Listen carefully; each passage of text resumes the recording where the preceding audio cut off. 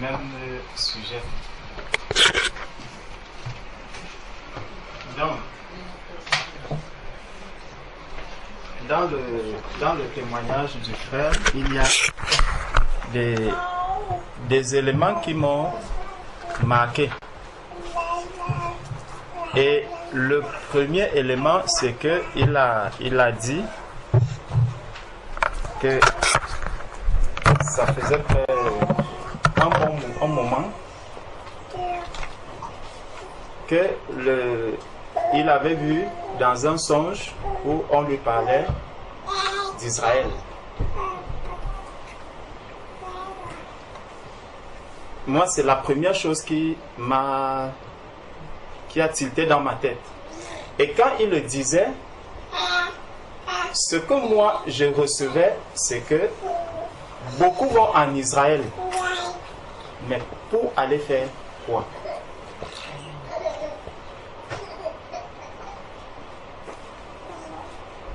Je ne sais pas si on voit. Israël aujourd'hui est devenu une cité touristique. Je ne sais pas si lorsque on voit des personnes qui préparent des voyages pour aller en Israël, pour aller à Jérusalem, parfois c'est des personnes qui sont bien athées. C'est des personnes qui y vont parce qu'on estime que c'est un site touristique, c'est une ville touristique. Alors il faut voir absolument Israël. Et moi c'est impressionnant parce que quand on va en Israël, généralement si quelqu'un veut aller en vacances, bon, c'est en tout cas c'est ce que j'ai appris dans ce pays. Lorsque quelqu'un va aller en vacances, je prends l'exemple, je vais aller en vacances à Évry, je vais commencer à voir un peu les sites touristiques qui sont à Évry, qu'est-ce qui peut vraiment m'attirer à Évry, l'histoire un peu d'Évry et tout. Et tout cela va me motiver soit à y aller, soit à ne pas y aller. C'est curieux de savoir que tellement de personnes vont en Israël ayant fait toutes ces démarches et beaucoup y vont justement parce qu'ils entendent que c'est la ville du grand roi, c'est de Jésus-Christ qu'il s'agit. Alors je vais aussi aller voir, même quand bien même il se dit que Dieu n'existe pas, Jésus, bon, c'est une image que les hommes se sont fait, c'est ceci, c'est cela. Ils auront tous les doutes, toutes les raisons possibles pour douter de l'existence de Dieu, de l'existence de Jésus-Christ, mais il va quand même préparer le voyage pour aller en Israël,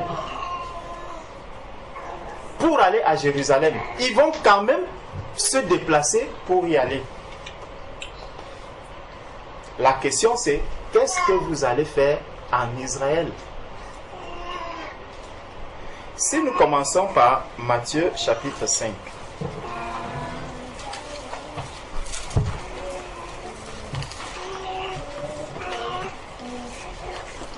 Ça va nous aider parce que ça peut concerner peut-être tous les touristes qui y vont.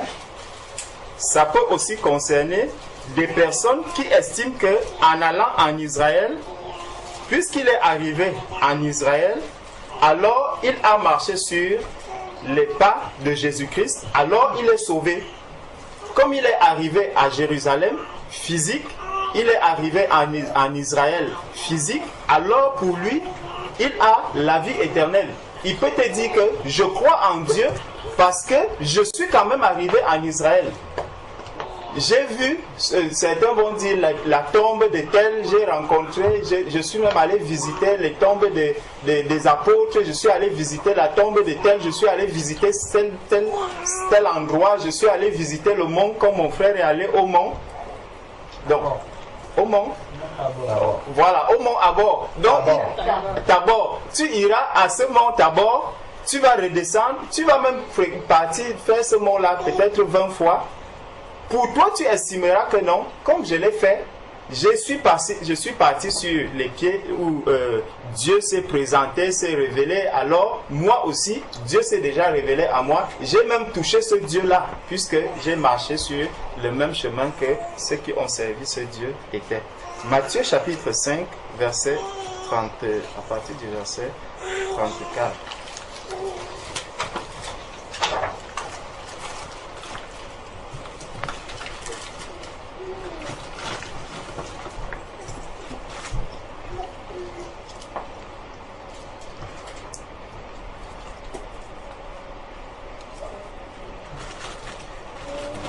Juste avant cela, si on essaye un peu de monter avant d'arriver au verset 34, bon, il y a beaucoup de commandements que le Seigneur donne à partir du verset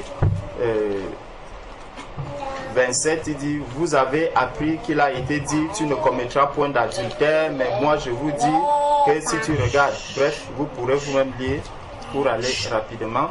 Au verset 33, vous avez encore appris qu'il a été dit aux anciens, tu ne te parjureras point, mais tu t'acquitteras envers le Seigneur de ce que tu as déclaré par serment.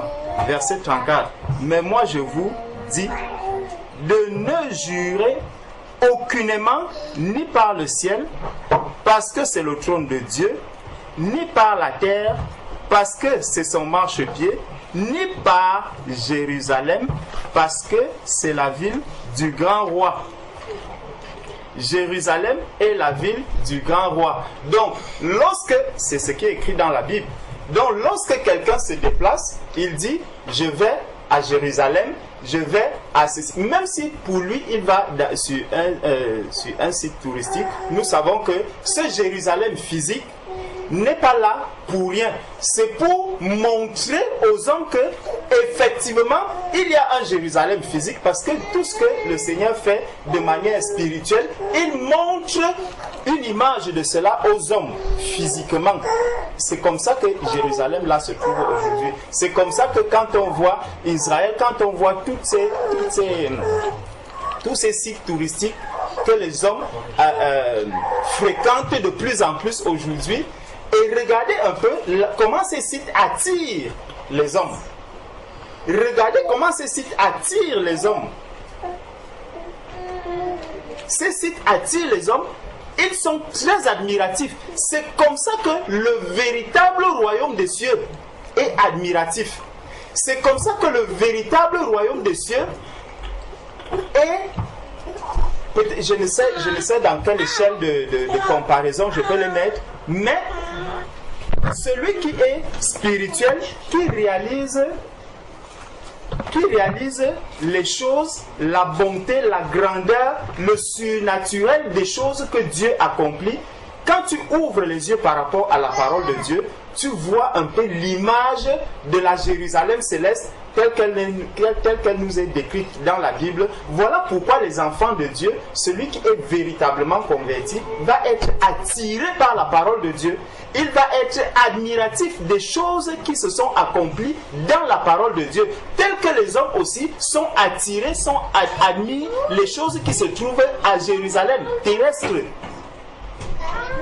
Donc, un enfant de Dieu qui lit la parole de Dieu, qui découvre les merveilles de Dieu qui sont dans la Bible, c'est de la même manière lorsque quelqu'un entend parler de Jérusalem physique, lorsqu'il entend parler d'Israël physiquement, il est admiratif. Je ne sais pas à qui ici au milieu de nous, si on lui dit, mon frère, on t'offre un billet d'avion, aller-retour en Israël ou à Jérusalem, c'est lui qui va dire non. Moi, je ne vais pas dire non. Si j'ai la possibilité d'y aller, je vais y aller, je vais voir Jérusalem, parce que même physiquement, ça m'attire. Or, la Jérusalem physique ou Israël que vous voyez là n'est rien comparable à ce que Dieu, lui, il est en train de préparer. Comparativement à ce que Dieu est en train de préparer plus haut. Donc le Seigneur nous rappelle ici que Jérusalem, c'est la ville du grand roi. Jérusalem, c'est cette ville qui va attirer les hommes pour montrer aux hommes que lorsque tu viens à Jérusalem, il ne faudrait plus penser un jour que tu pourras dire « Je ne connais pas Dieu ». Ce n'est pas vrai. Donc, tous ceux qui sont allés à Jérusalem, tu es un enfant de Dieu, tu es allé à Jérusalem, il faut chercher véritablement à entrer dans la nouvelle Jérusalem, la Jérusalem céleste. Parce que tu as quand même touché les choses spirituelles de manière physique. Tu as touché la Jérusalem, tes pieds se sont posés sur la Jérusalem physique. Alors maintenant, lorsque tu vas te présenter devant le Seigneur va te dire, mais attends, toi si, tu n'as jamais entendu parler de Jérusalem?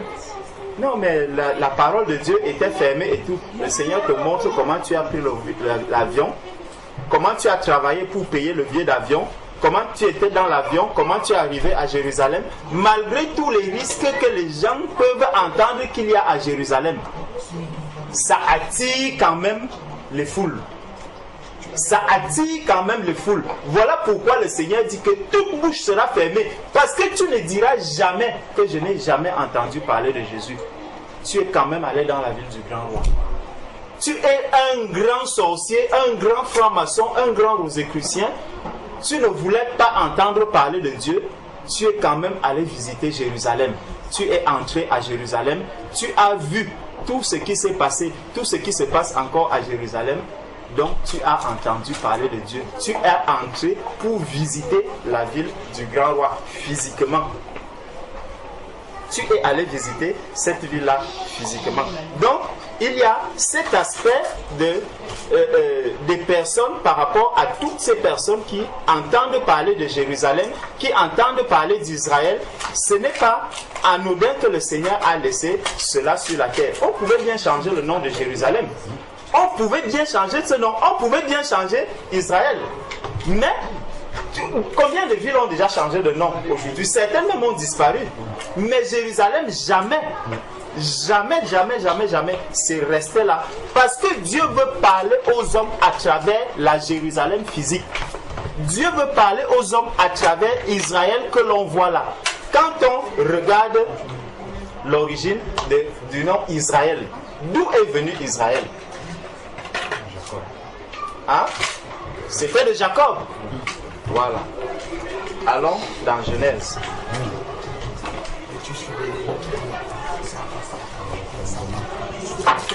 Genèse.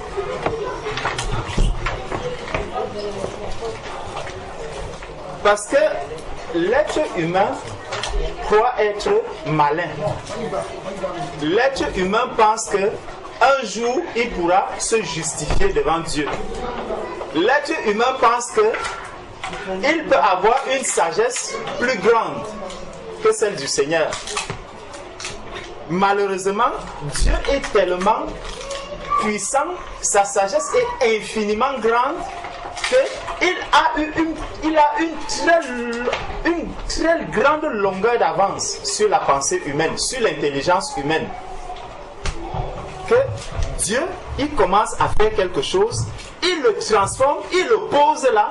Tu te demandes, mais pourquoi est-ce que aujourd'hui, quand on regarde, tout le monde se tourne contre Israël, tout le monde conteste Jérusalem, tout le monde fait ceci, tout ça est discutable, discutable, discutable. Les hommes discutent, ils passent du temps et du temps et du temps et du temps à discuter sur ces villes. On se demande, mais qu'est-ce qui s'est réellement passé? Dans Genèse 32, pardon.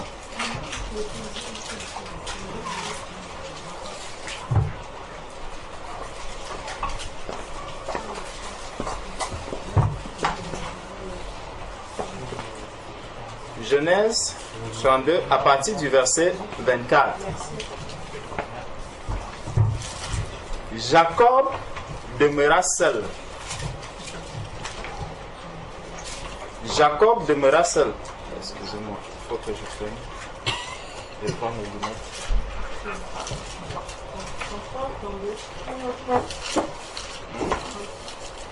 Genèse 32, oui. On est là au verset 24. Non, pas au verset 24. Jacob demeura seul. Alors un homme lutta avec lui jusqu'au lever de l'aurore. Voyant qu'il ne pouvait le vaincre, cet homme le frappa à l'emboîture de la hanche, et l'emboîture de la hanche de Jacob se démit pendant qu'il luttait avec lui. Bon, on ne va pas expliquer ce qui est en train de se passer là parce que ce n'est pas l'objet. Verset 26. Il dit, laisse-moi aller, car l'aurore se lève. Et Jacob répondit, je ne te laisserai point aller, que tu ne m'aies béni. C'est Jacob qui demande à cet homme avec qui il était en train de lutter, que je ne vais pas te laisser aller, que tu ne m'aies béni. Verset 27, il lui dit, quel est ton nom? Et il répondit, Jacob. Il dit encore, ton nom ne sera plus Jacob. Regardons un peu. Ton nom ne sera plus Jacob, mais tu seras appelé Israël, car tu as lutté avec Dieu et avec des hommes, et tu as été vainqueur. Regardons un peu ce qui se passe en Israël aujourd'hui. Regardez comment est-ce que les hommes combattent ces villes saintes, combattent pour en ces lieux au jour d'aujourd'hui. Regardez les combats qui sont menés. Et regardez comment est-ce que même ceux qui sont de là aussi arrivent même à contester ce Dieu qui a opéré ce miracle. Parce que ce qui se passe ici avec Jacob, Dieu lui donne un nom. Dieu donne ici à Jacob un nom. Il lui dit, tu t'appelleras maintenant Israël. C'est vraiment une terre sainte. Parce que quand on regarde le chrétien est saint. Celui qui est né de Dieu est saint. Dieu, le sang de Jésus nous purifie et nous rentrons dans la sainteté du Seigneur. Le Seigneur vient ici. Je ne vais pas retourner dans ce qui s'était passé avec Abraham. Lorsque Dieu avait appelé Abraham, il l'a conduit et puis à un moment, il lui a dit, tu ne t'appelleras plus Abraham, tu seras maintenant, on t'appellera désormais Abraham. Donc, Abraham est devenu un enfant de Dieu parce que c'est Dieu qui lui a donné maintenant le nom. De la même manière, Jacob, lorsqu'il rencontre cet homme, la seule personne qui peut changer, qui donne le nom à une personne, c'est le père de cette personne. Donc, lorsque Jacob ici reçoit le nom d'un homme, cet homme devient son père. Si on commence à t'appeler maintenant, je ne sais pas, Lazare, tu arrives et puis quelqu'un dit, qui t'a donné le nom de Lazare? Parce que je crois que si l'enfant de Jean-Paul entre ici, et puis quelqu'un le voit, il lui dit, Athéba, qu'est-ce que tu fais? Jean-Paul va dire qui? L'enfant répond, Athéba, il dit oui. Après Jean-Paul va dire, mais depuis quand tu t'appelles Athéba? Si l'enfant lui dit oui, mon nom c'est Athéba, Jean-Paul va s'arrêter et lui demander, mais ce n'est pas toi, Lawson, tel. Si l'enfant lui dit non, Jean-Paul va comprendre que soit c'est un sosie à mon fils, parce que mon enfant ne reconnaît pas le véritable nom, le nom que moi je lui avais donné. Et Jean-Paul peut laisser partir cet enfant, même si c'est à 23 ans, l'enfant lui dit, je veux aller chez mon père, il va ouvrir la porte et laisser aller, en attendant son propre fils qui porte maintenant le nom de Lawson. Parce que cet enfant n'est pas son enfant. Ce serait une séquestration de détenir un enfant qui ne porte pas ton nom, dont tu n'es pas le père. Tu le détiens, même la police viendra t'arrêter. Donc, lorsque quelqu'un dit aujourd'hui que moi, je suis devenu enfant de Dieu, c'est la même responsabilité que tu portes. Et c'est là, quand on dit souvent que, quand Dieu nous dit qu'il châtie celui qu'il aime, lorsqu'on devient un enfant de Dieu, Dieu devient maintenant celui qui a il est responsable de nous, il est notre Père. Donc tout ce que nous faisons, nous le faisons Parce que nous sommes son enfant. C'est pour ça que quand tu vas aller pécher, tu es en train de dire que c'est un enfant de Dieu qui pêche. Donc la responsabilité même de ton père est engagée. Voilà pourquoi Dieu va aussi te châtier, parce que tu es allé donner un mauvais témoignage du nom qu'il t'a donné. Tu es devenu un enfant de Dieu, et un enfant de Dieu qui ne doit pas pécher. Lorsque tu pêches, Dieu va te reprendre. C'est comme ça. Il ne te laissera pas aller vadouiller, continuer ta marche comme tu le veux. Parce que Dieu, il va maintenant veiller. Tout comme Jean-Paul va veiller sur ses enfants. Quand son enfant arrive, il est sorti le matin avec une certaine tenue. Il revient le soir, il a une autre tenue. Il va d'abord, avant d'aller dans la chambre, il passe d'abord ici. Qui t'a donné la tenue que tu as là? C'est comme ça avec Dieu et ses enfants. Donc lorsque tu es un enfant de Dieu, nous devons savoir que Dieu a son regard sur nous. Dieu veille sur nous. Lorsque je sors, je sors de la maison. Tout ce que je vais faire là, Dieu voit la tenue que je porte. Est-ce que avant de sortir de la maison, ma tenue déjà était correcte? Parce qu'un enfant qui sort de la maison, je ne vais pas accepter que ma fille sorte de la maison, le dos est totalement nu, je ne sais pas, les seins sont dehors et tout. Je la vois sortir, je la laisse. Je ne sais pas, moralement, je ne peux pas être tranquille. Parce que je sais que je suis en train de l'exposer et je participe maintenant à cette exposition de ma fille. Les conséquences qui arriveront là vont retomber aussi sur moi. S'il y a quelque chose qui lui arrive, quand on va m'appeler, peut-être je suis au travail, je serai obligé déjà de laisser le travail pour aller voir ce qui se passe. Et par la suite, tout ce qui va, les événements qui vont s'enchaîner vont retomber aussi. Je vais souffrir d'une certaine manière parce que j'ai laissé au départ ma fille sortir de cette manière. Voilà pourquoi Dieu aussi veille sur nous. Voilà pourquoi Dieu nous a laissé ceci. Cette parole, il nous a laissé ça pour qu'elle nous éclaire, pour qu'elle nous enseigne. C'est pour ça qu'il nous a laissé le Saint-Esprit, parce que le Saint-Esprit veille sur nous, il nous conduit partout où nous allons. Il va te montrer que ma soeur, là où tu es là, tu es mal habillée. Ma fille, là où tu es là, tu es mal habillé. Mon frère, là où tu es là, tu es mal habillé. Mon frère, là où tu es là, tu parles mal. Mon frère, ce que tu fais ceci mal. C'est le rôle qu'un père physique fait déjà vis-à-vis de tous ses enfants, et c'est la même chose que le Père que nous avons aujourd'hui fait vis-à-vis de chacun de nous. Il fait cela vis-à-vis de chacun de nous, parce que ce n'est pas le voisin qui viendra veiller sur ma fille. Imaginez un seul instant que le voisin commence à trop veiller sur ma fille. J'aurais des soupçons sur lui. Je vais lui demander que mais qu'est-ce que tu cherches derrière ma fille? Si ma fille est mal habillée, où est ton problème dedans? C'est qu'il y a un problème. Ça peut être... Ma soeur, pardon. Ça peut être quelqu'un qui est bien, de bonne foi. Mais je ne vais pas d'abord accepter sa bonne foi comme ça. Maintenant, sur le domaine spirituel, nous savons que le voisin, ce n'est pas quelqu'un qui va me vouloir du bien. Je peux même encore avoir un voisin qui est converti. Lorsqu'il va me dire que, mais frère, quand tu regardes l'enfant comme ça, ce n'est pas bien. Mais le voisin spirituel que j'ai, ce n'est pas du tout quelqu'un qui va me dire que, frère, sors avec une culotte. Non, avec un short. Il va me dire, frère, sors avec la culotte, c'est encore mieux. Parce que le short, tu vois, il fait encore chaud, il y a ceci. Non, diminue encore davantage. Ça, c'est le voisin spirituel, c'est lui qui va me dire cela. Donc, lorsque je vais chercher à sortir d'une certaine manière, le Père est là, il me voit, puisqu'il m'a déjà averti, mais je m'entête. Personne ne peut dire que lorsqu'il pose un acte, le Saint-Esprit ne l'avertit pas.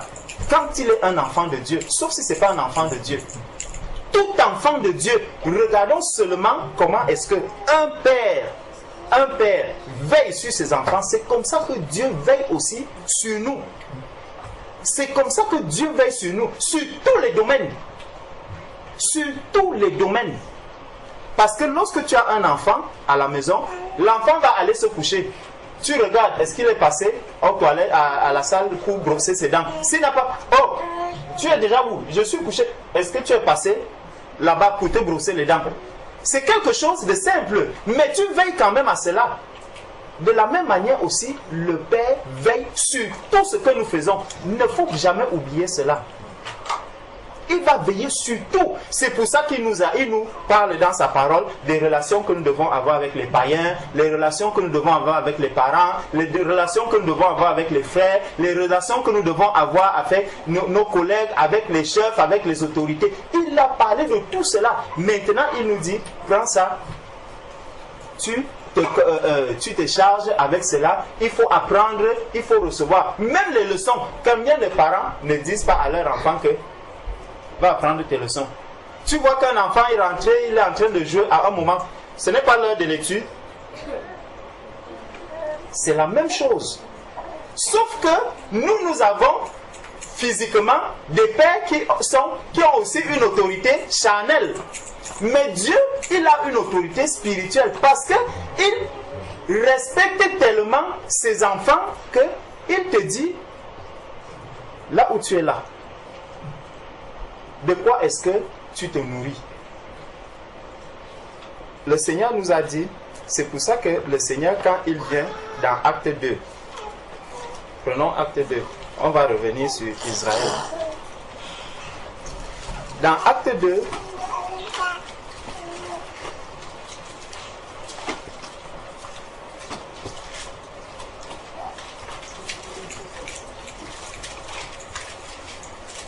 dans Acte 2, à partir du verset 42, voici ce que le Seigneur nous dit. Commençons au verset 41. Ceux qui acceptèrent sa parole furent baptisés, et en ce jour-là, le nombre de disciples s'augmenta d'environ 3000 âmes. Ils persévéraient dans l'enseignement des apôtres. Ils persévéraient dans l'enseignement des apôtres. Qui leur avait dit que il est utile et nécessaire et important de persévérer dans l'enseignement des apôtres? Ça a commencé comment? Qui leur avait dit cela? C'est Dieu qui est venu leur dire que vous n'avez aucun autre choix, vous n'avez aucun autre moyen que de rester ensemble, de persévérer. Parce que sans cette persévérance,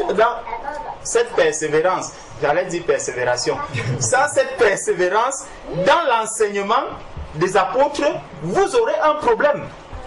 Vous n'allez pas vous entendre. Regardez un peu, lorsque une famille se réunit régulièrement, qu'est-ce qui se passe? Vous n'aurez pas trop de pensées qui sont divergentes par rapport à certains problèmes. On saura que si en ce moment il y a par exemple un problème de naissance dans la famille, on a dit que bon, lorsqu'il y a une naissance, on doit assister notre soeur, on doit aller lui rendre visite et c'est la maman qui doit se charger de garder l'enfant. Donc, dès que Chantal accouche, maman, tu es appelé à d'autres fonctions, tu vas aller là-bas. Ce n'est pas seulement Chantal qui va s'occuper de maman, mais c'est nous tous qui allons participer. Les problèmes sont résolus et chacun connaît comment est-ce que les problèmes de la famille sont résolus. C'est pour ça qu'aujourd'hui, puisqu'il n'y a plus cette communion, on se retrouve par exemple dans un seul endroit comme celui-ci, on est à Évry, celui-ci fait sa communion là-bas, l'autre fait sa communion, l'autre fait sa communion, l'autre fait sa communion, et chacun a sa propre pensée à lui. Nous n'avons plus la même pensée par rapport aux problèmes que le Seigneur nous pose. C'est pour ça qu'on va voir, on va parler du baptême. Certains vont dire, non, pour moi le baptême ce n'est qu'une formalité, ce n'est qu'une simple formalité. On peut enterrer quelqu'un, c'est pas des gouttelettes, on peut juste mettre des gouttelettes et puis on passe dessus. La question c'est, lorsqu'on va te prendre, on t'enterre. Je vais juste faire une parenthèse par rapport à ce qui est arrivé à mon frère. Lorsqu'on te prend, on t'enterre. Une partie du corps est dehors. La suite, ça sera quoi? C'est que le corps va pourrir. N'est-ce pas? Le corps va pourrir. La partie qui est restée à l'extérieur, elle va faire comment? Elle va aussi pourrir. Bon, quand elle va pourrir, qu'est-ce qui va se passer? Les gens ne passeront plus à côté parce qu'il y a une mauvaise odeur qui se dégage. Il y a une mauvaise odeur qui va se dégager. Donc, lorsque quelqu'un est enterré, lorsque quelqu'un est baptisé et qu'il y a une partie de son corps qui n'est pas totalement immergée, justement le problème de la pourriture à l'extérieur va commencer à sentir. Il va dégager une mauvaise odeur. Or, il y a la bonne odeur de Christ qui doit être dégagée. Vous voyez un peu? Ça fait que tu vas avec un parfum, mais un parfum qui sent mauvais. Tu as un parfum qui sent mauvais et tu dis, je suis enfant de Dieu. Et c'est pour ça que partout où tu vas arriver, tu te retrouves avec les enfants de Dieu. Frère Martial, quand on te voit, il y a un problème. Il y a un problème. Je ne sais pas ce qui se... Mais il y a un problème. Quand je te vois, il y a quelque chose qui ne va pas. Le frère arrive, il se couche, le Seigneur lui révèle que... Non, regarde là. Peut-être il voit quelqu'un qui est dans une voiture, la tête est dehors, ou c'est la main qui est posée là. Il dit, ah, j'ai fait un rêve, j'étais dans une belle voiture, mais je marchais, la main était dehors, il faisait tellement beau à l'extérieur là, mais moi j'étais dans la voiture, j'avais chaud. Oui, quand tu es dans la tombe, on t'enterre et tout, mais l'extérieur là, il continue de vivre. Voilà pourquoi quelqu'un qui a été soit baptisé par des gouttelettes, lui il va dire que je suis un enfant de Dieu. Tu es totalement à l'extérieur parce que si on prend même la terre, on verse juste sur la tête là. Tu marches, elle va sécher à un moment donné lorsque tu vas taper comme ça. Tu tapes. À un moment donné, même la sueur peut enlever cette terre là et tu redeviens sec. C'est pour ça que ces personnes qui reçoivent les gouttelettes, il a juste conscience du fait que on m'avait fait un baptême, mais ce baptême est totalement vide. Il n'y a rien dedans. Il est différent de quelqu'un qu'on a enterré, la main est restée dehors. Une bonne partie est déjà partie parce qu'à un moment, il va continuer à chercher. Il va continuer à chercher le Seigneur. Mais le Seigneur va lui montrer que non, il y a une mauvaise odeur qui est là. Cette main-là, il faut qu'on la prenne maintenant. Parce que par la suite, comment faire pour disparaître cette mauvaise odeur? On va arriver, on va prendre la main en question. On va couper, on va creuser le sol, on va mettre la main, couvrir. Et lorsqu'on couvre la main, l'odeur disparaît. Mais un être humain, est-ce qu'on peut couper maintenant? Est-ce qu'on peut encore dire au frère Marcel que, allons, comme c'est cette partie qui était dehors, on va simplement te plonger cette partie. Hein? Vous voyez? Donc, il est ressorti entier et donc il faut le prendre et l'enterrer totalement. Là, on saura que celui-ci est mort et ressuscité. Donc, voilà juste la petite parenthèse que je voulais faire par rapport à ce baptême et ces multiples baptêmes, si on peut appeler cela des baptêmes. Revenons dans Acte 2, 42 où nous étions, où on nous disait: il persévérait dans l'enseignement des apôtres, dans la communion fraternelle, dans la fraction du pain et dans les prières. Personne ne leur a dit de le faire. Parce que Jésus, lorsque Jésus était là, je ne pense pas que Jésus leur avait donné un commandement en leur disant: lorsque vous resterez, il faudra demeurer dans la communion fraternelle, il faudra demeurer dans ceci. Le Seigneur leur avait dit: vous attendrez lorsque le Saint-Esprit descendra. Donc, pour eux, il pouvait arriver là, le Saint-Esprit descend et puis chacun dit: bon, là maintenant, c'est bon, je vais dans... Mais l'Esprit qui est venu en eux leur a convaincu que c'est comme ça que vous devez marcher. Vous ne devez plus vous séparer parce que vous êtes un. Vous devez marcher tous ensemble. Vous devez vivre dans cette communion fraternelle. Vous devez rester dans la communion fraternelle. Vous devez rester, écouter les enseignements. Prendre le pain, la fraction du pain. Est-ce que tout le monde ici a déjà pris la scène?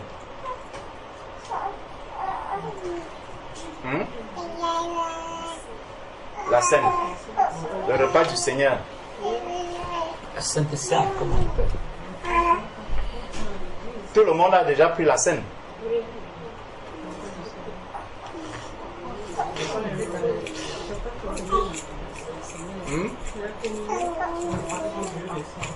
La fraction du pain.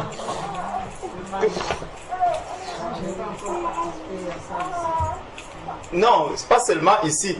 Est-ce que même ailleurs tu as déjà participé à...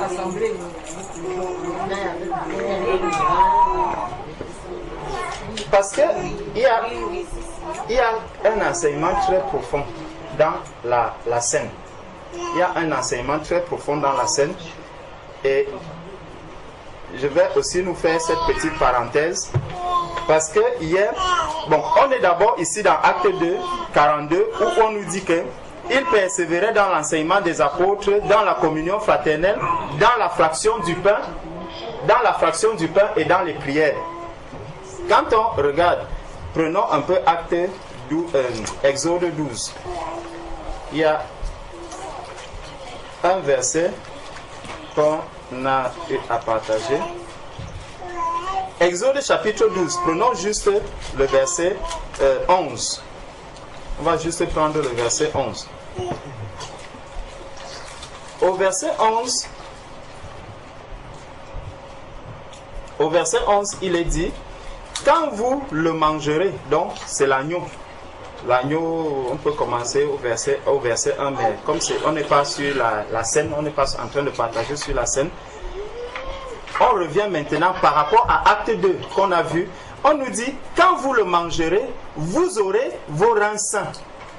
Vous aurez vos reins sains. Dans Éphésiens 6, verset 14, Éphésiens chapitre 6, au verset 14. Dans Éphésiens chapitre 6, au verset 14, on nous dit, tenez donc ferme, ayez à vos reins la vérité pour ceinture. Ayez à vos reins la vérité pour ceinture. Et dans Exode chapitre 12, verset 11, on nous dit, quand vous le mangerez, vous aurez vos reins sains. Donc c'est important de prendre la scène. C'est important de prendre la scène. Quand un enfant de Dieu ne participe pas à la scène, lorsqu'il ne prend pas le corps et le sang de Jésus-Christ, lorsqu'il ne les prend pas, il y a un problème avec la ceinture qui est la vérité. La soif de s'attacher à la vérité, nous ne l'avons plus. Elle va diminuer à un... Parce que n'oublions pas, le corps de Christ qui a été flagellé. C'est ce corps-là, il a souffert. Et nous devons, à chaque fois que nous participons à la scène, nous rappeler que de la même manière, ce corps que je prends, parce que je le mets en moi, ça veut dire que je prends cela aussi comme faisant partie de la vie que moi je vais prendre. Parce que lorsque tu prends le pain, tu le mets en toi. Ce pain-là, il va donner quelque chose à ton corps. Et la vérité, le pain que nous prenons, lorsque nous prenons la scène, il vient créer une soif de la parole de Dieu en nous. Une soif, un désir profond de continuer, non seulement à connaître davantage Christ, à connaître davantage qui est ce Jésus-Christ, mais en même temps, il vient aussi nous donner de la force pour pouvoir souffrir sans crier par rapport à la vérité. Ça veut dire que le Seigneur, lorsqu'il nous dit, tenez donc ferme, ayez à vos reins la vérité pour ceinture. La vérité pour ceinture. Donc, la scène va m'aider. C'est important. Quand dans Acte 2, on nous dit, il persévérait dans le partage du pain. Ils prenaient le pain ensemble. C'est important. Le Seigneur savait que la scène est quelque chose de très important pour les enfants de Dieu. C'est très important. Quand on se prive de si un enfant de Dieu reste là, 1 an, 2 ans, il n'a pas pris la scène, et que cela ne le gêne pas, c'est très dangereux. C'est très très dangereux. Le Seigneur dit, ayez la vérité pour ceinture. Ce n'est pas quelque chose de temps en temps, je vais avoir la vérité. Non, tu dois avoir cette vérité. La vérité pour ceinture. Ensuite, il dit, dans Exode 12, il dit, quand vous le mangerez, vous aurez vos reins sains, vos souliers aux pieds. Dans Éphésiens chapitre 6, nous dit, tenez donc ferme, ayez à vos reins la vérité pour ceinture, revêtez-vous de la cuirasse de la justice. Verset 15, mettez pour chaussure à vos pieds le zèle que donne l'évangile de paix. Donc, lorsque j'ai pris la scène, il y a en même temps la soif pour moi de continuer à creuser dans la parole de Dieu, de creuser, de recevoir la parole de Dieu. Et en même temps, cette scène me donne maintenant le zèle pour l'évangile. C'est tout un mystère, la scène. C'est tout un mystère. C'est pour ça que le Seigneur, avant d'aller à Gethsemane, il a d'abord voulu que tous ses frères qui sont là puissent avoir la vérité pour ceinture, qu'ils puissent avoir le zèle pour l'évangile. Parce que s'ils n'avaient pas reçu ce zèle-là avant que le Seigneur ne parle, ils devaient être vraiment fragilisés par la suite.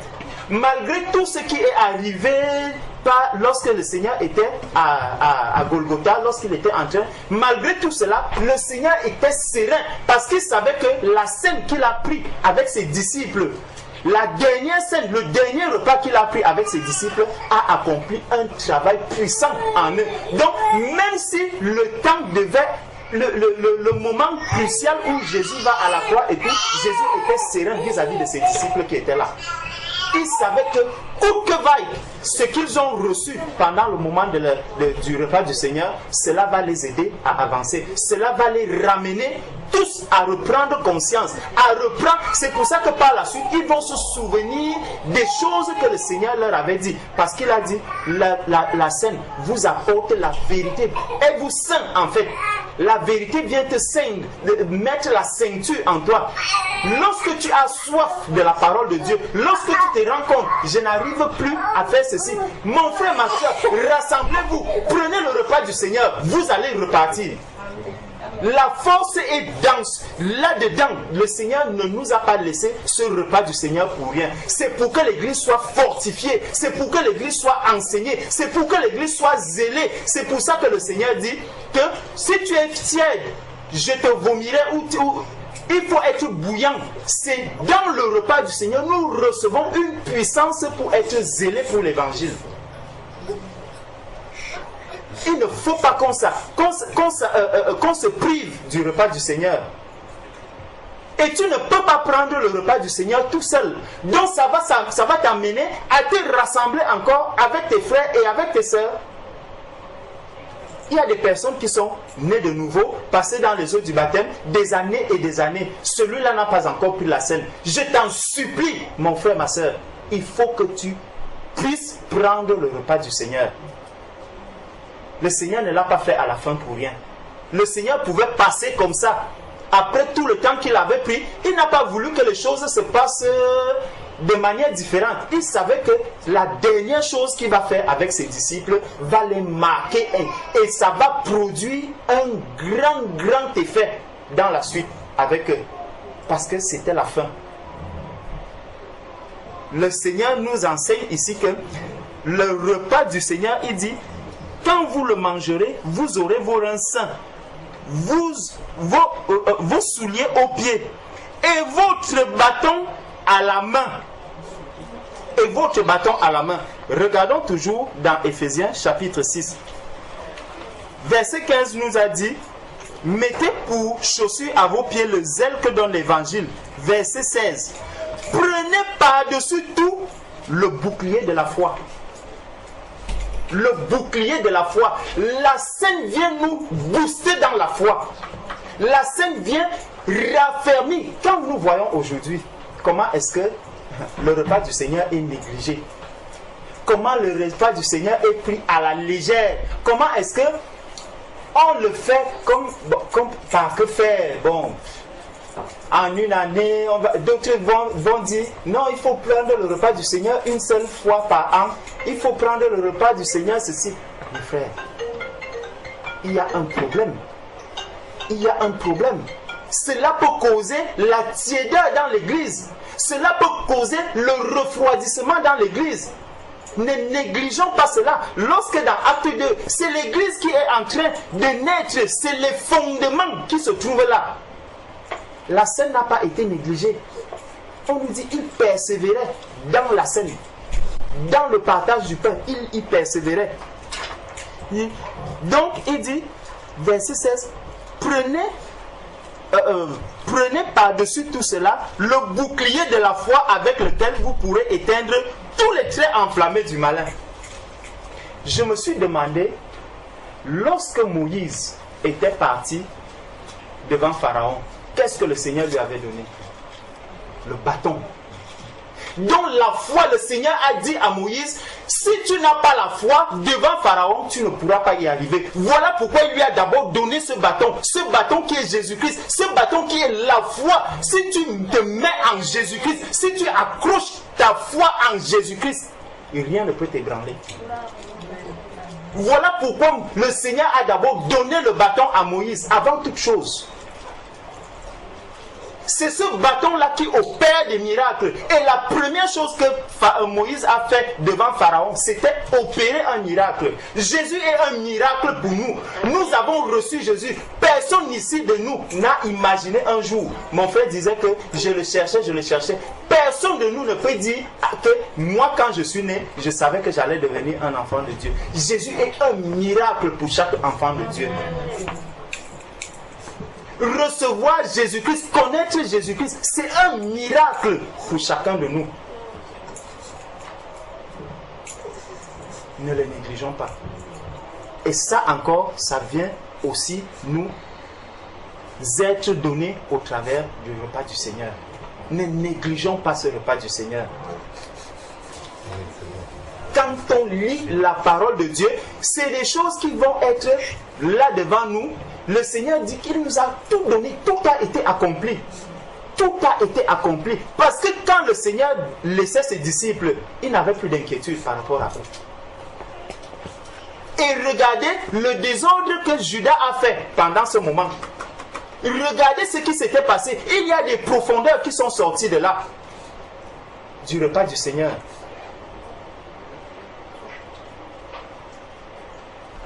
Ça aussi, ce n'était qu'une parenthèse.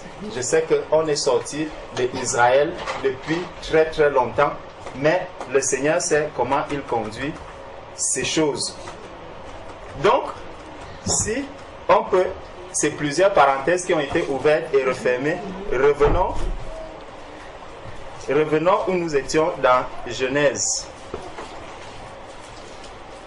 On était dans Genèse.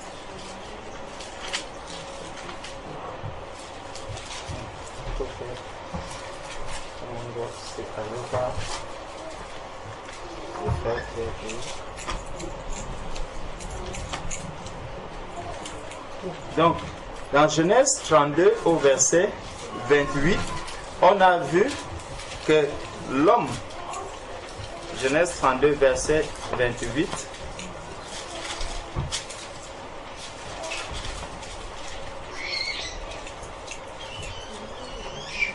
donc, Genèse 32 verset 28, on a vu que le Seigneur a donc dit ici à Jacob, ton nom ne sera plus Jacob, mais tu seras appelé Israël, car tu as lutté avec Dieu et avec des hommes et tu as été vainqueur. Donc, lorsque Israël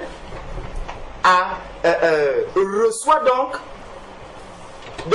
Jacob, lorsque Jacob reçoit donc le nom Israël, on voit que Dieu vient donner à sa paternité à Jacob.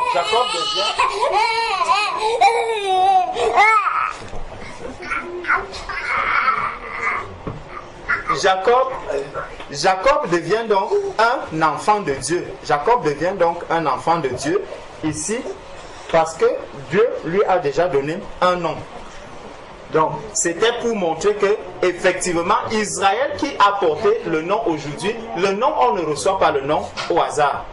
Le nom n'est pas donné au hasard. Le nom que chacun de nous porte, le nom que nous portons, ce nom a une signification profonde. Non seulement dans la chair, parce qu'on va dire, quand on va voir un certain nom, on sera, ah, Pompidou, ah oui, ça nous rappelle la France. Pompidou, oui, ça nous rappelle la France. Tel, ah oui, ça nous rappelle ceci. Toi, c'est Mohamed. Ah oui, je sais d'où tu viens. Aïcha, ah oui, je sais d'où tu viens. Ça, c'est dans la chair. Mais maintenant, spirituellement aussi, cela a une signification. Parce que quand on va te dire, je suis Mohamed. Dans la chair, oui, j'étais à tel endroit. Mais Ismaël a été aussi circoncis. Donc ce n'est plus Ismaël selon la chair, mais Ismaël selon l'esprit. Donc je suis Aïcha. Ah, si tu es de l'autre côté, non. Ma soeur revient, c'est selon la chair. Mais il y a une circoncision qui est passée par là. Donc je suis de l'autre côté maintenant. Donc tout ça vient nous amener à comprendre que il y a une signification dans la chair et une signification qui est spirituelle. Les gens vont voir Israël, on voit Jérusalem, on va prendre généralement la signification charnelle. Mais Israël, Jérusalem, ils ont aussi une signification spirituelle. Et c'est cette signification spirituelle que nous, en tant qu'enfants de Dieu, nous devons connaître. Nous devons connaître. Tous ceux qui sont partis en Israël, tous ceux qui sont partis à Jérusalem, ils sont montés dans la présence de Dieu. Ils ont vu Dieu. Ils ne peuvent pas dire qu'ils ne l'ont pas vu. Mais la question c'est, tu es allé voir Dieu. Comment est-ce que tu es retourné de là? Certains vont retourner de Jérusalem avec la terre. Il vient, il apporte la terre, il met dans un pot à la maison, il dit, ça c'est un souvenir de Jérusalem. Ça c'est la terre sainte. Non, ne touche pas. Cette terre-là, c'est la terre sainte. D'autres vont revenir peut-être avec, je ne sais pas, soit une chaîne ou une croix ou ceci. Il accroche à la maison. Quand tu arrives, mon frère, ça c'est une maison sainte. Regarde là. Ça vient de Jérusalem. L'eau du Jourdain. L'eau du Jourdain, voilà. Certains il ira prendre l'eau, il vient poser. Frère, ne touche pas, mon ami, ne touche pas à cette eau-là. Moi, je suis très puissant. Ça, c'est l'eau du Jourdain. Tu sais là où Jésus a été baptisé? On dit que je suis rosicruciel, mais regarde, voilà l'eau où Jésus même a été baptisé.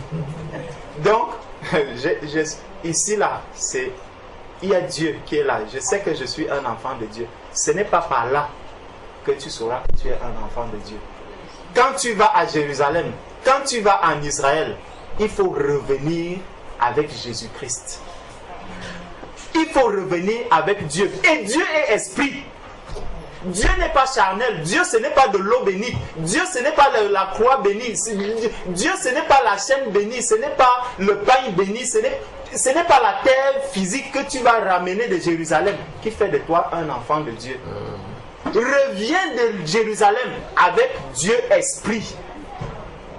Lorsque tu auras vu tout cela, il faut que tout cela renouvelle ta mémoire, que cela renouvelle ta pensée, que cela crée un homme nouveau en toi, que tu reviens de Jérusalem, d'Israël, avec un homme nouveau. Et alors là, tu pourras te réjouir d'avoir été à Jérusalem, d'avoir été témoin de ce que Dieu est en train de préparer spirituellement, mais qu'il a laissé sur la terre pour que les hommes puissent voir. Exode chapitre 24.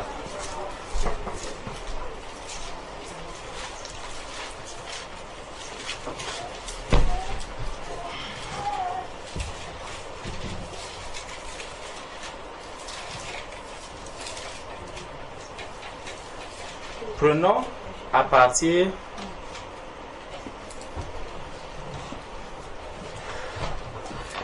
je vais nous couper une bonne partie.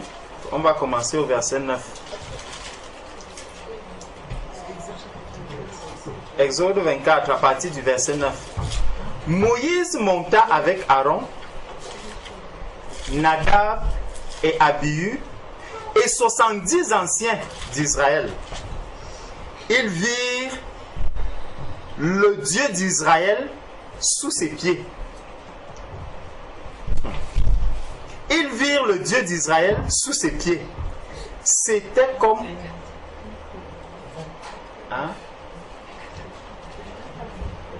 Exode chapitre 24.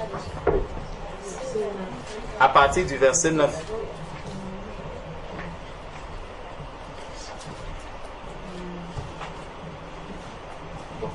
Comme j'ai été interrompu, maintenant on va commencer au verset 1. On va commencer au verset 1. Dieu dit à Moïse, monte vers l'Éternel, toi et Aaron, Nadab et Abihu, et 70 des anciens d'Israël, et vous vous prosternerez de loin. Moïse s'approcha seul de l'Éternel. Les autres ne s'approcheront. Moïse s'approchera seul de l'Éternel. Les autres ne s'approcheront pas. Et le peuple ne montera point avec lui. Moïse vint porter au peuple toutes les paroles de l'Éternel et toutes les lois. Le peuple entier répondit d'une même voix, nous ferons tout ce que l'Éternel a dit. Obéissance. Moïse écrivit toutes les paroles de l'Éternel, puis il se leva de bon matin, il bâtit un autel au pied de la montagne, il dressa 12 pierres pour les 12 tribus d'Israël. Lorsque les gens vont en Israël, des personnes vont s'arrêter. Il y a eu des milliers et des milliers de bouquins sur Israël. Chacun y va avec son art, avec son style, à sa manière. Chacun va écrire ce qu'il veut. Tout ça pour faire quoi? Pour gagner de l'argent. Parce que quand il revient, il va sortir un ouvrage, les 12 tribus d'Israël. Il met ça dans une bibliothèque. Les gens commencent à acheter. Ils achètent. Ils reçoivent de l'argent. Donc tu es allé en Israël, tu es revenu avec de l'argent. Tu es revenu avec une richesse. Tu es allé voir Jésus, tu es revenu avec la richesse, avec l'argent matériel, l'argent physique. Malheureusement, le jour où tu quitteras cette terre, cet argent et tous tes écrits et tout ce que tu as pu recevoir de là va rester dans la bibliothèque pour tes héritiers qui sont sur la terre. Voilà certains qui vont en Israël et qui ramènent une certaine richesse qui les amène aussi peut-être à changer de vie. Donc, puisqu'il est revenu de là avec cette fortune, donc il a changé de vie, il est devenu quelqu'un de nouveau, mais financièrement. Verset 5. Il envoya des jeunes hommes, enfants d'Israël, pour offrir à l'Éternel des holocaustes et immoler des taureaux et sacrifices d'action de grâce. Certains aussi vont aller sur le mur de lamentation. Ils vont faire des choses, taper la tête, faire tout ce qu'ils veulent, peut-être laisser une lettre à l'intérieur du mur, laisser quelque chose, un objet à l'intérieur du mur, parce que, disent-ils, Dieu viendra prendre cette chose. Dieu viendra ouvrir la lettre, il va lire la lettre. Tant mieux. Et il ressortira d'Israël étant satisfait parce qu'il a adressé une prière au Seigneur et il attend la réponse. Donc il a aussi reçu quelque chose d'Israël ou de Jérusalem. 6. Moïse prit la moitié du sang qu'il mit dans des bassins et il répandit l'autre moitié sur l'autel.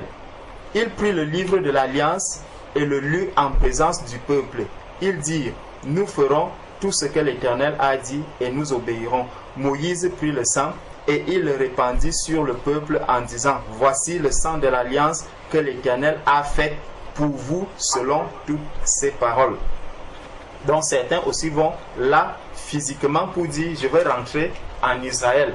Parce que c'est le peuple de Dieu. Donc moi aussi, s'il faut même prendre la naturalisation, je vais devenir un Israélien ou un Israélite, je ne sais même pas. On dit comment? Israélite. Donc je vais devenir Israélite. Et là, tu crois que tu es devenu un enfant de Dieu parce que ton nom est enregistré dans une mairie ou dans une préfecture en Israël. Donc, le livre de vie aussi, mon nom est écrit là. Tu as fait naufrage, tu as fait fausse route. Il faut revenir de Jérusalem ou d'Israël avec Jésus-Christ. Jésus est spirituel. Donc, verset 9. Moïse monta avec Aaron, Nadab et Abihu et 70 anciens d'Israël. Ils virent le Dieu d'Israël, qui est-ce que tu es allé voir en Israël? Tu es allé voir les hommes? Tu es allé voir les monuments? Tu es allé voir tout ce qu'il y a là-bas de touristique, de beau? Ou tu es allé chercher le Dieu véritable, le Dieu d'Israël? Le Dieu d'Israël, il n'est plus seulement en Israël. Il est partout et tu peux le recevoir partout. Ne te décourage pas si tu n'as pas l'argent pour aller en Israël. Si tu n'as pas l'argent pour aller à Jérusalem, ne te décourage pas. Dieu, le Dieu d'Israël, est maintenant partout. Tout le monde peut le recevoir. Le Seigneur avait dit à la Samaritaine, vous adorez celui que vous ne connaissez pas. Dieu est esprit. Il faut que ceux qui l'adorent, l'adorent en esprit et en vérité. Dieu est omniprésent. Il est partout.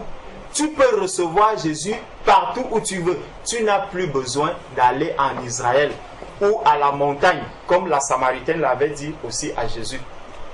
Tu n'as plus besoin d'aller à Jérusalem pour te faire reconnaître comme un enfant de Dieu. C'est bien, tu vas donner le témoignage. Ah, vraiment, j'étais à Jérusalem, j'ai vu ceci. Si tu vas à Jérusalem pour attester vraiment à ceux qui sont encore incrédules que vraiment ce dont on nous raconte là, j'ai vu moi-même de mes propres yeux. Voici ça, la Bible. Donc, je vais montrer aux gens que la Bible, regardez cette photo-ci, c'est de ça qu'on parle ici. Regardez, c'est de ça qu'on parle. Regardez, c'est de ça. Tu vas pour vraiment te réjouir des bienfaits qui sont dans la parole de Dieu, parce que tu sais que cette parole-là, elle n'est pas que théorique. Ce qui est là-dedans, c'est la vérité. Quand on va parler du Jourdain, tu arrives, tu prends une photo, tu dis, vraiment, ça c'est le Jourdain. C'est là où mon Seigneur est passé. Ce n'est pas que quand je vais arriver au Jourdain, c'est là que je vais dire, vraiment, j'avais été baptisé par des hommes. Aujourd'hui, il faut que Jean-Baptiste aussi me baptise. Jean-Baptiste n'est plus. Tu vas donc faire comment? Le Jourdain est là. L'eunuque éthiopien avait dit, voici l'eau, qu'est-ce qui empêche que je sois baptisé? Mais il fallait que Philippe soit là. Donc tu peux arriver, tu trouves le Jourdain, tu trouves même l'eau du Jourdain, mais tu ne trouveras pas Jean-Baptiste. Donc il faut aller chercher Jean-Baptiste dans la ville où tu te trouves. Certainement il y a Jean-Baptiste qui est là-bas, qui va te prendre et te plonger dans les eaux du baptême. Tu n'as plus besoin d'aller à Jérusalem pour te reconnaître comme enfant de Dieu. Tu n'as plus besoin d'aller en Israël pour te reconnaître comme un enfant de Dieu. Donc, verset 10, ils virent le Dieu d'Israël sous ses pieds. C'était comme un ouvrage de séphir, transparent, comme le ciel lui-même, dans sa pureté. Il n'étendit point sa main sur l'élite des enfants d'Israël. Ils virent Dieu et ils mangèrent et burent. L'Éternel dit à Moïse, monte vers moi sur la montagne et reste là. Je te donnerai des tables de pierre, la loi et les ordonnances que j'ai écrites pour leur instruction. Moïse se leva avec Josué qui le servait et Moïse monta sur la montagne de Dieu. Il dit aux anciens, attendez-nous ici jusqu'à ce que nous revenions auprès de vous. Voici Aaron et Hur resteront avec vous. Si quelqu'un a un différend, c'est à eux qu'il s'adressera. Moïse monta sur la montagne et la nuée couvrit la montagne. La gloire de l'Éternel reposa sur la montagne de Sinaï et la nuée la couvrit pendant 6 jours. Le 7e jour, l'Éternel appela Moïse du milieu de la nuée. L'aspect de la gloire de l'Éternel était comme un feu dévorant sur le sommet de la montagne aux yeux des enfants d'Israël. Moïse entra au milieu de la nuée et il monta sur la montagne. Moïse demeura sur la montagne 40 jours et 40 nuits. 40 jours et 40 nuits qu'il a passé dans la présence de Dieu. Il était couvert par la nuit. Il était totalement couvert. Donc, si tu vas à Jérusalem pour chercher Dieu, quand il est ressorti de là, Moïse était différent. Tu es allé à Jérusalem ou en Israël tu es revenu, est-ce que tu as vu la différence dans ta marche avec Dieu, dans ta relation avec Dieu, dans ta relation avec tous ceux qui sont autour de toi, dans ta manière de vivre, ta manière de te comporter? Est-ce que tu as réellement vu la différence, ou tu t'es contenté simplement de l'eau que tu as ramenée, de la terre que tu as ramenée, des choses physiques que tu as ramenées de ce voyage, de ce pèlerinage que tu allais faire en Israël? Il faut que lorsque je viens dans la présence de Dieu, lorsque je vais pour chercher Dieu, pour rencontrer Dieu, la transformation dans ma vie doit être radicale. Ce n'est pas par des choses physiques. C'est dans ma vie, dans ma relation avec Dieu. Les hommes doivent attester qu'effectivement, celui-ci était en Israël. Celui-ci a véritablement rencontré Dieu. Celui-ci a vraiment changé. C'est ça qui doit s'en suivre. Ce n'est pas les beaux habits que tu vas ramener. Ce n'est pas la belle gandoura que tu vas ramener. Tout ça ne montrera pas que tu as changé. Si tu es allé jusqu'en Israël, c'est parce que tu avais beaucoup d'argent. Mon frère a dit que j'ai tout vendu pour aller là-bas. Donc tu avais de l'argent pour y aller. Si tu reviens avec un grand salon qui est d'Israël, ou un grand tapis, ou un grand truc en cuir, non, tu es le même. Tu es allé parce que tu avais l'argent. Tu reviens avec les choses de valeur. Donc rien n'a changé. Reviens d'Israël, reviens de Jérusalem avec une transformation spirituelle et tu sauras que j'ai rencontré Dieu véritable. Amen. Amen.